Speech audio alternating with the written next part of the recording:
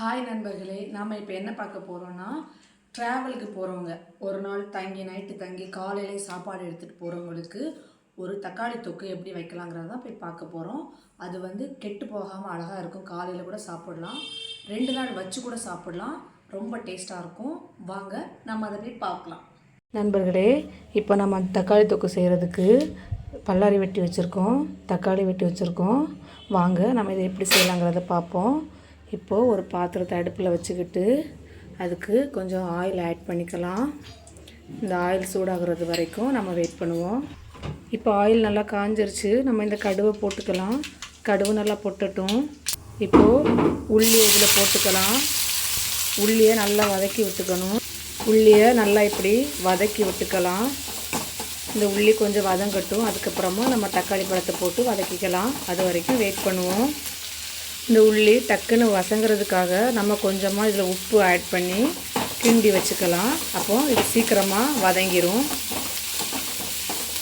இது இப்போ வதங்கட்டும். இது இந்த பருவத்தில் நம்ம வதக்கி எடுத்துக்கணும். இப்போ இதில் நம்ம வெட்டி வச்சுருக்க தக்காளி பழத்தை ஆட் பண்ணிக்கலாம். கூடவே கொஞ்சோண்டு கருவேப்பிலை இதில் ஆட் பண்ணிக்கலாம். ஆட் பண்ணி இதை நல்லா தக்காளி வசங்குற வரைக்கும் இதை நல்லா கிண்டி விட்டுக்கலாம். இந்த தக்காளி நல்லா வசங்கட்டும். அது வரைக்கும் நம்ம வெயிட் பண்ணுவோம். இந்த தக்காளி நல்லா வதங்கிருச்சு. இப்போ இதில் நம்ம மிளகா பொடி மட்டும் ஆட் பண்ணால் போதும். வத்தல் மிளகாத்தூள் அது மட்டும் போதும். வேறு எதுவுமே நீங்கள் இதில் ஆட் பண்ண வேண்டாம். ரொம்ப டேஸ்ட்டாக இருக்கும். இது சாப்பிட்றதுக்கு ரொம்ப ஸ்பைஸியாகவும் அழகாகவும் இருக்கும். இந்த பச்சை வாடை போகிறது வரைக்கும் இதை கொஞ்சம் வதக்கி விட்டுக்கோங்க. நம்ம இந்த பச்சை வாடை போகிறது வரைக்கும் வெயிட் பண்ணலாம். இதில் இப்போ நம்ம கொஞ்சமாக தண்ணி ஆட் பண்ணிக்கலாம். ஏன்னா இந்த மிளகாத்தூள் போட்டுக்கனால அந்த பச்சை வாடை போகிறதுக்கு கொஞ்சம் தண்ணியாக இருந்தால் தான் இது நல்லா வேகும். அதனால் கொஞ்சம் தண்ணி ஊற்றி நம்ம இதை கொஞ்சம் வேக விடலாம். இது வெந்து வரட்டும். அது வரைக்கும் நம்ம வெயிட் பண்ணலாம். இப்போது இந்த தக்காளி சட்னி, தக்காளி தொக்கு ரெடி ஆயாச்சு. வாங்க நம்ம இதை டேஸ்ட் பண்ணி பார்க்கலாம். ரொம்ப சூப்பராக இருக்கும்.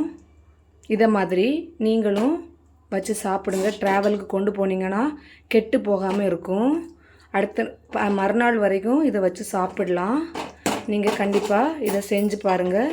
ரொம்ப டேஸ்ட்டாக இருக்கும்.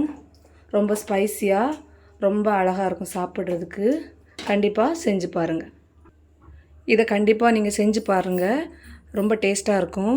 மறக்காமல் செஞ்சு பார்த்துட்டு என் சேனலை சப்ஸ்கிரைப் பண்ணுங்கள், லைக் பண்ணுங்கள், ஷேர் பண்ணுங்கள், கமெண்ட் பண்ணுங்கள். பாய்.